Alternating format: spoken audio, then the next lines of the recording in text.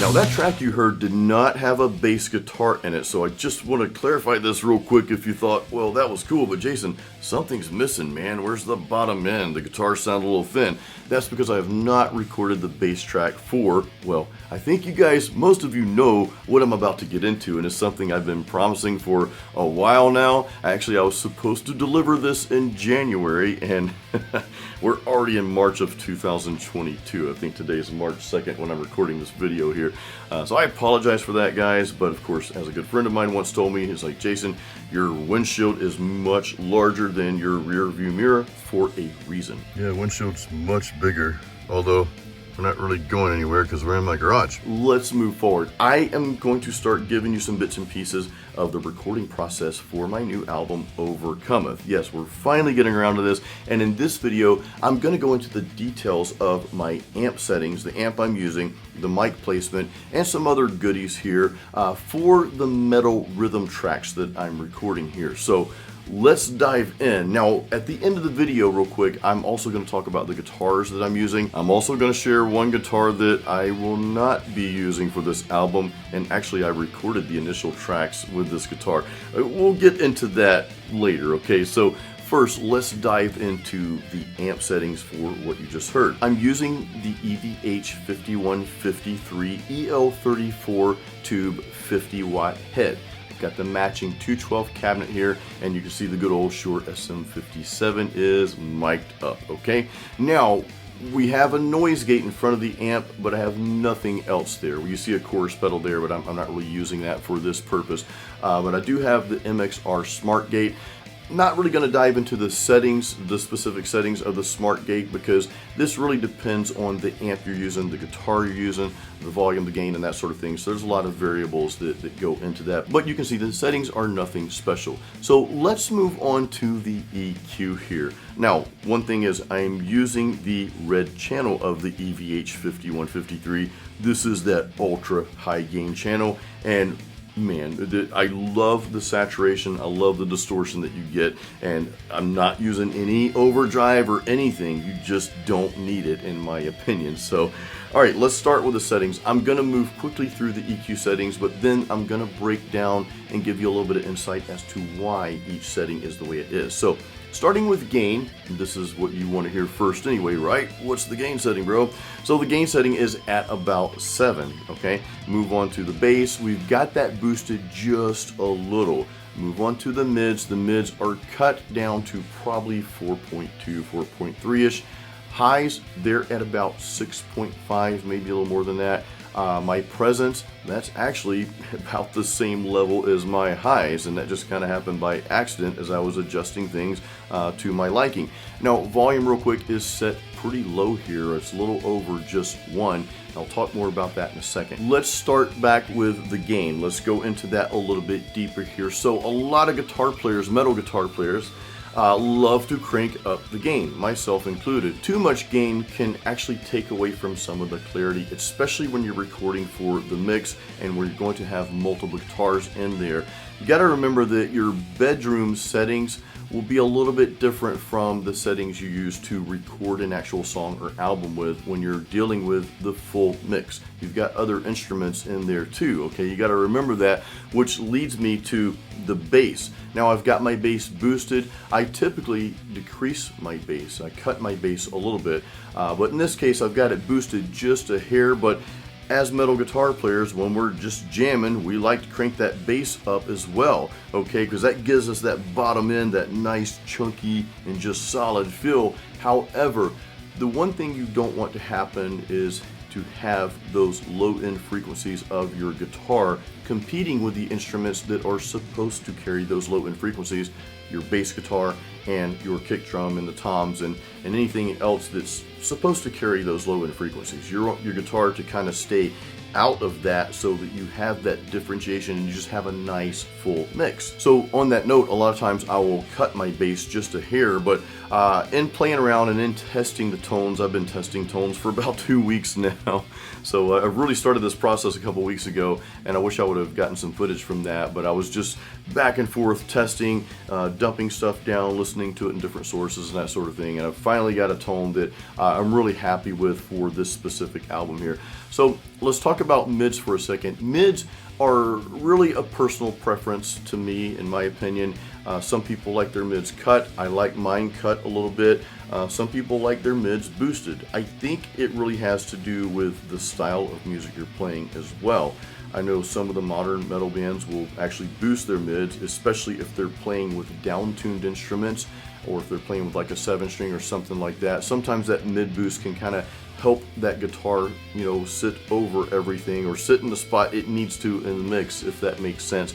Whereas I'm just playing a 6-string and standard tuning here, so I like to cut my mids. Now I didn't cut them too much, and again, this is all personal preference. You know, this is just something you have to mess around with, listen to after you record it, and listen to it in different sources, and just see, does it fit the song and the vibe that I'm going for, okay? Now my highs are boosted, but nothing like over the top, nothing substantial.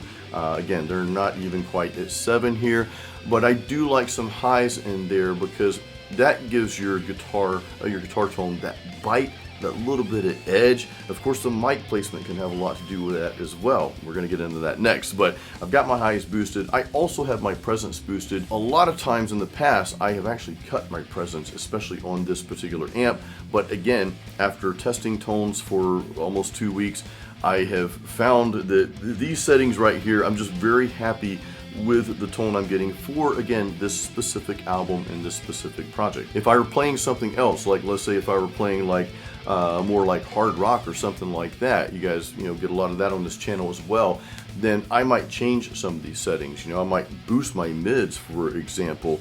I may even push the highs out a little and decrease the presence, whatever. You play around with the settings though, but always being mindful of, is this fitting the song? Is this fitting the vibe that I'm going for? Because the next album or song that you put out, your settings may change a little. In fact, I think that they should change a little. Now, one more thing I want to talk about is the volume. My volume is very low. This particular amp, okay, you could not get away with this with most other amplifiers. This particular amp has an amazing distortion even at a lower volume. Now, I've got it, it's probably a little over 1. It is still pretty loud. I'm in a 10x11 studio here. It is still kind of monstrous loud, believe it or not. But you want to work with the volume and the gain. You want to kind of look at those as the two things that have to complement each other. In other words, if I were to boost the volume way up there, and I have recorded tracks with the volume boosted, again, after testing, I found what I wanted for this particular project. But as you boost your volume, you may find you need to decrease your gain a little bit to bring out more of that clarity. Sometimes if you have too much of really anything, it can lead to a very muddy guitar track. Now, as I mentioned earlier, I've got the EVH matching 212 cab, and it is mic'd up with a good old Shure SM57 mic. Now, countless bands and artists of all genres, or many genres, have used this mic over a period of just decades and still use it today. And I encourage you to try different things, guys. I encourage you to try different microphones and that sort of thing. I was actually going to try, and I still may try at some point, my Shure SM7B mic. That's what I record my vocals with. I like what I'm getting out of this, and if I go back to do different guitar tracks, which I will be doing on some songs, I may play around with the mics, but I'm the kind of person, once I have something that I really like, I tend to hold on to that, at least for that specific project. And I'm really going for consistency across the board on the high gain metal rhythms here, and we'll touch on that in a second here as well. But the mic placement here, I've got this a little, it's close to the grill for one, probably about a ½ inch away from the grill, and I have got it placed kind of outside the center of the cone, but not too far away. To me, this gives me a really nice mix of that high-end edge that you want in your metal tones.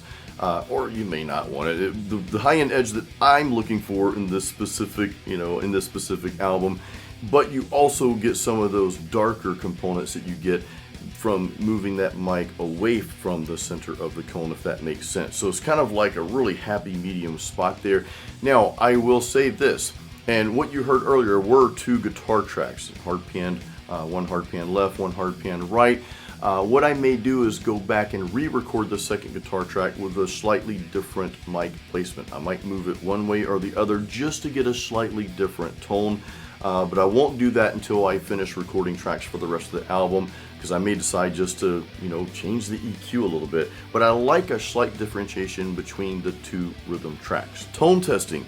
This can be fun. It can be frustrating.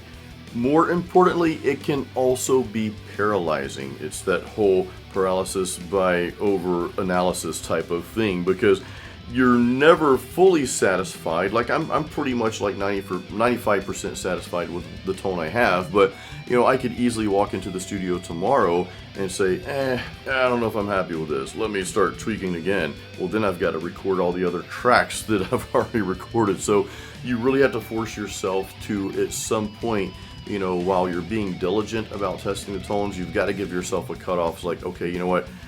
Good enough is perfect. Let's move forward. Okay, so you've really got to have the discipline to do that, because again, you can just like destroy yourself tone testing. It's like, okay, I like this tone. What do I need to do now? And just over and over and over, to the point where you just never get the project finished. You just never pass go. I've been testing for almost 2 weeks, and not even every day. Had I been testing this every day, I'd be done by now. I would have made this video probably a week ago. But anyway, I've got it now. But yeah, and what I do is I record 2 guitar tracks. You guys know I record one rhythm, then I'll record a second rhythm. I hard pan each one, listen to it in the studio. I've got a really super close friend that I send my mixes to, or not, it's not even considered a mix, but I'll send the tone to him, like, hey, what do you think? He'll give me his honest feedback, and I'll move forward.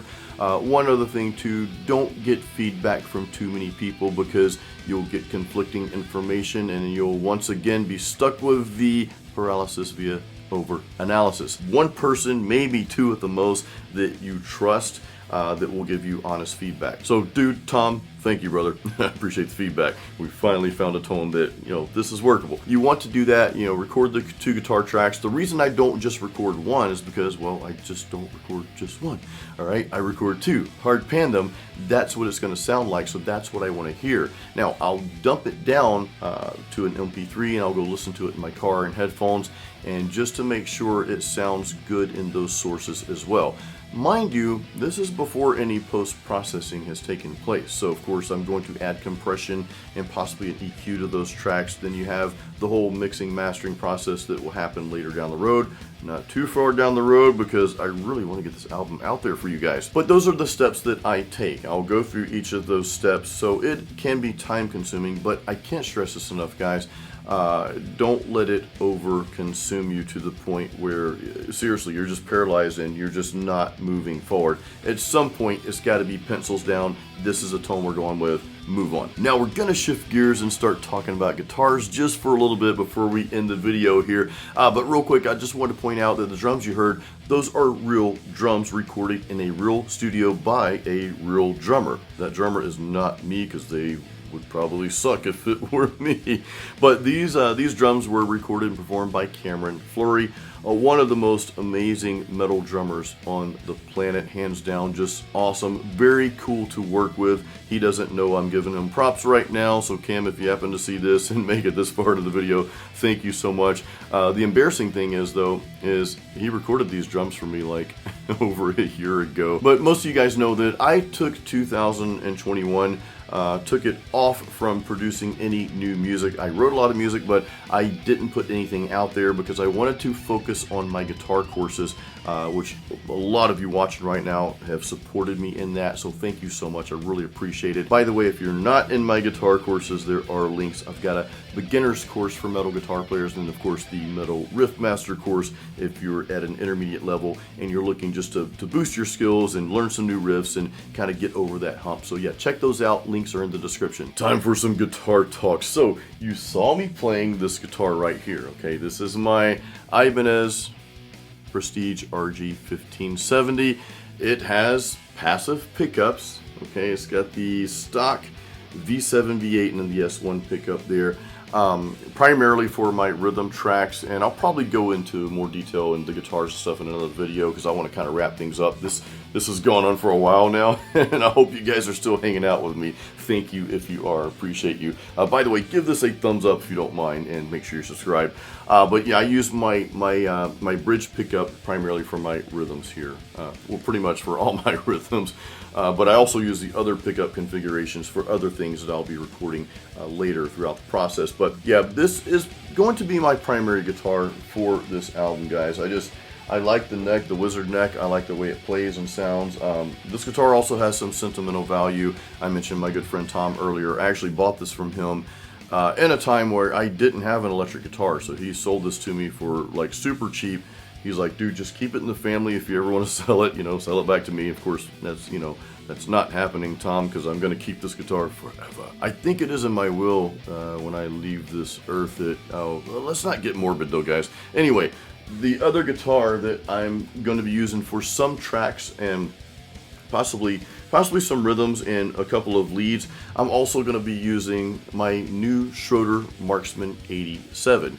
Now, this also has passive pickups, and I've just become a super big fan of passive pickups over the recent years. For a while I played just primarily active pickups for a long time, and active pickups are awesome, they're great. I just like what I'm getting from these particular pickups. So this has German made pickups. This is from Germany. This is from Mike Schroeder. Actually, Mike Schroeder, he is an independent guitar maker, okay guys? He's in Germany, Hamburg, Germany, I believe. Hamburg, sounds like hamburger. No, I'm really hungry. My wife's still cooking that buffalo chicken for me.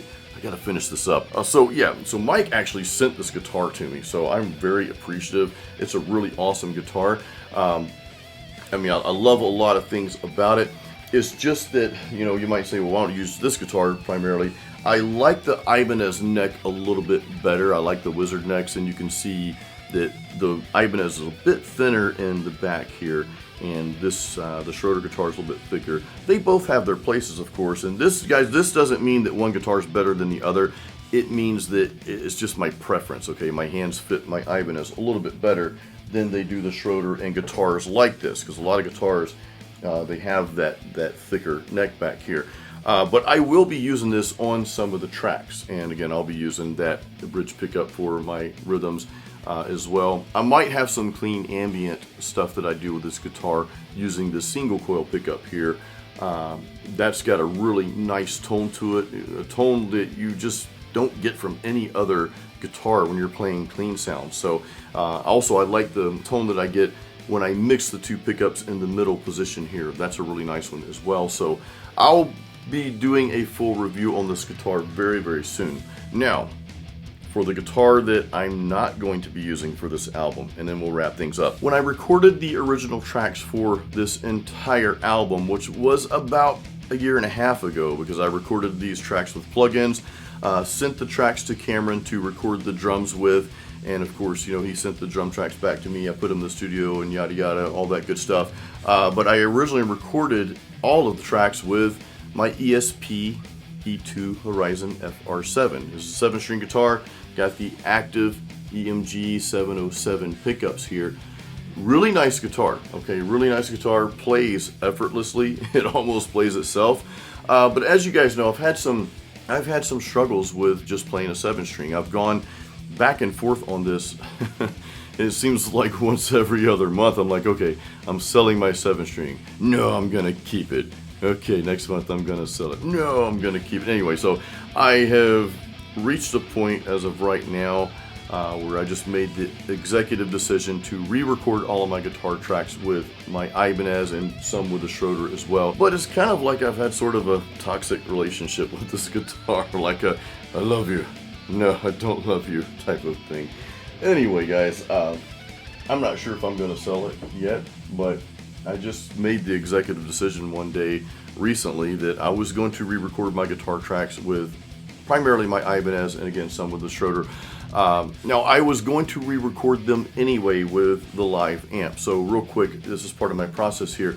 I always like to record the initial guitar tracks with plugins because it's just easier. You get the idea down, but I had the intention from the beginning, from the get-go, to re-record everything once I got the drum tracks back, re-record everything with the real amp because that's what I want for this album. Now I may use plugins for certain parts. I might use it for some of the leads, maybe for some of the ambient stuff that you're going to hear in a couple of the songs, maybe even some of the clean tones that you'll hear in a song or two as well. But I wanted the primary metal rhythm tracks to be done with a real amp, and that's what we're doing.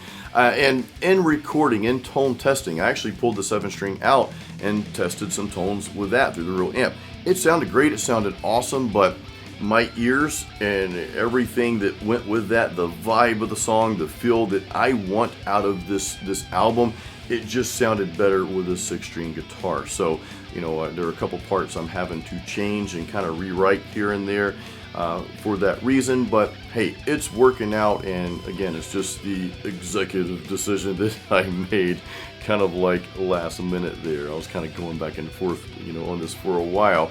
But anyway, guys, I just want to share this with you. I am going to be making some more videos. I'll try not to drag them out this long. I know this is kind of lengthy, but sometimes it's just cool to sit down and talk about music, man, gear and tones and amp settings and guitars and that sort of thing. And I do hope you got some value out of this. And of course, leave me any questions in the comments that you might have.